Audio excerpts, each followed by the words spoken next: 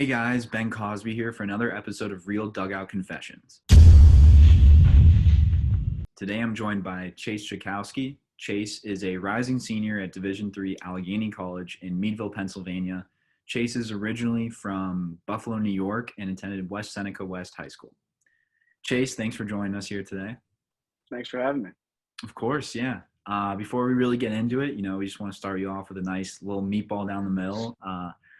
I know I was a Division III baseball player as well. You can get some early mornings on game days, so it's really important to get a good meal in beforehand or the night before. Do you have any go-to meals that you like before a game? Yeah, I'm not so much of a breakfast guy, but the night before, if I can, nice grilled piece of chicken and some rice. That sets me right for the next day. Awesome, yeah. And also, do you have any pregame rituals that you might go through to help you get ready to play? Yeah, I'm not too big of a superstitious guy, but just playing catch with my other infielders before the game, doing that same ritual, do the same throw routine, little stuff like that. Just helps me lock in. And but other than that, then I'm not too superstitious. Yeah. So let's jump right into it. So this past year at Allegheny, you guys had a good year, and you were primarily a third baseman, but you also, you logged innings at every single infield position. So walk me through what led to that, and what your approach was while jumping around the infield. Yeah, it's tough, especially in college. Jumping all around, but I feel like that's my best way to contribute to my team. And when my team needs me, that's where I'll play. And I've said that from day one. Talking with my coach and just other teammates, just plug me in whenever.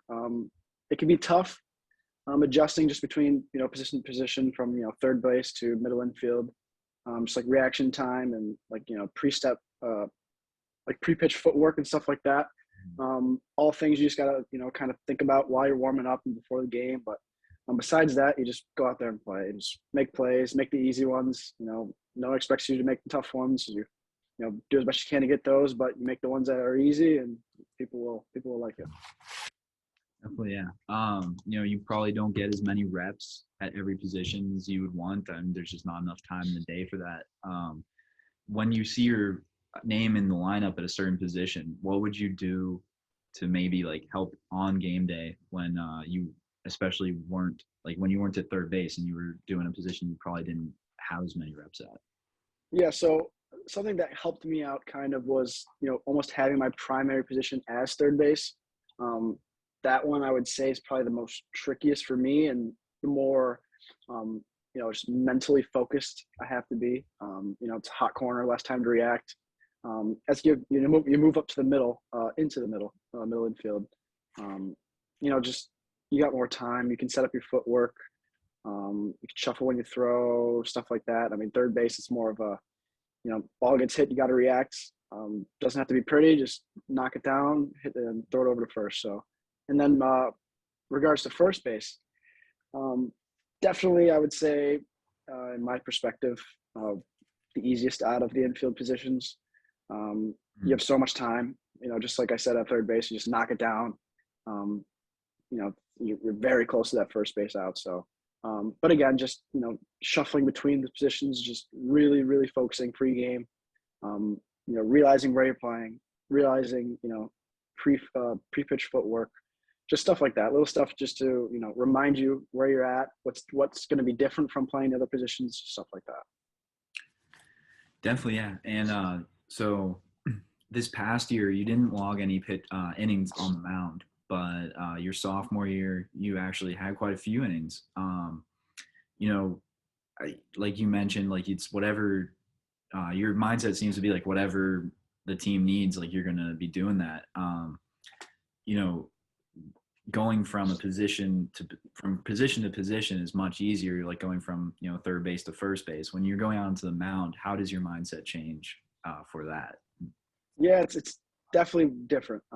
It's sophomore year.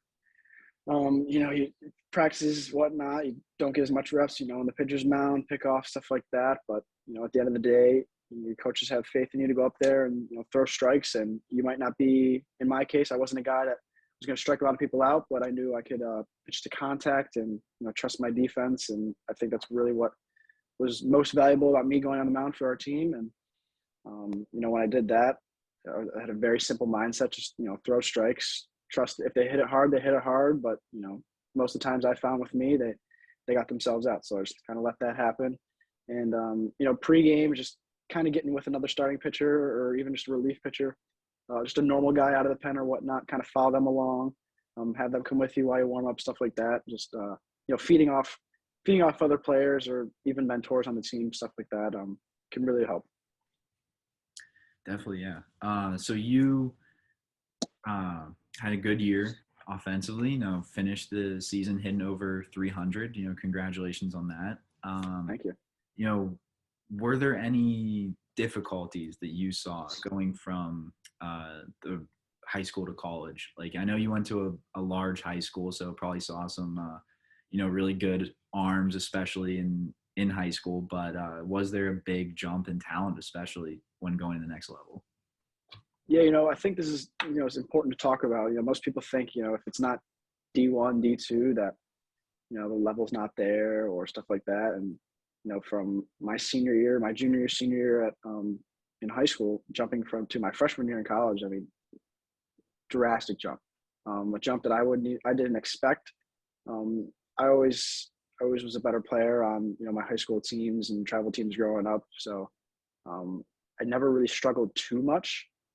But, making that jump, I think the biggest thing for me was just pitchers having 2 to 3 pitches that they could throw for strikes and locate on both sides of the plate. In high school they had fastball, curveball, changeup, but maybe the curveball and the changeup weren't too good. They relied on that fastball, kind of just mixing the off speed just to get different looks. But, college, you start off first at bat, they throw you, first pitch slider off the plate. That's a strike. You don't really see that, or at least I didn't see that in high school. So just pitchers having multiple pitches that they can throw for strikes.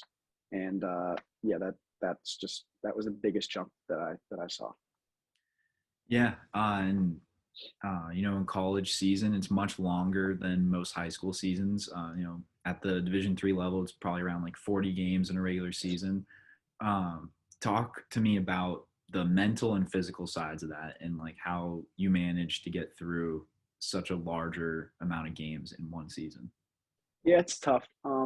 Again, you play a lot of games during the summer when you're little growing up, but nothing really compares to that college grind that we still go through. But it's just getting priorities straight, taking care of schoolwork early, taking care of what you need to take care of throughout the week so that it's not a distraction when you get on the field. And once you do get on the field, kind of just turn your brain off to everything else and just going out there and competing.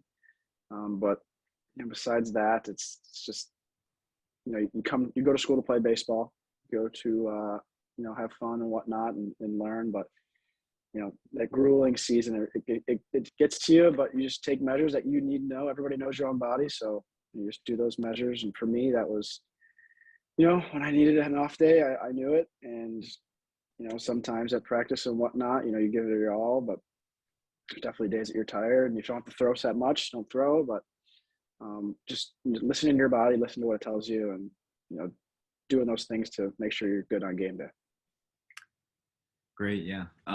So when you were in high school, to go back now 4 years, when you were looking at schools, you don't need to go into specific schools, but what were you looking for from schools and what drew you to more and kind of turned you away from other schools? Yeah. So in my situation, it was kind of, I wouldn't say unique because most people don't know what they want to do, but, I knew I wanted to be in the sciences as a major and, didn't know if it was bio, didn't know if it was environmental science, didn't know if it was geology, stuff like that. So I definitely had a lot of options academically where I could go, but I knew at the end of the day, unfortunately baseball might go away. And if it does, I better have a good plan leaving my 4-year school. So, kind of just finding a school that had a good academic fit was very important for me. And that was, a well-renowned school that like Allegheny. But besides that, I mean, just community. I think Allegheny is very unique. That it's a very tight knit community. It's very personable.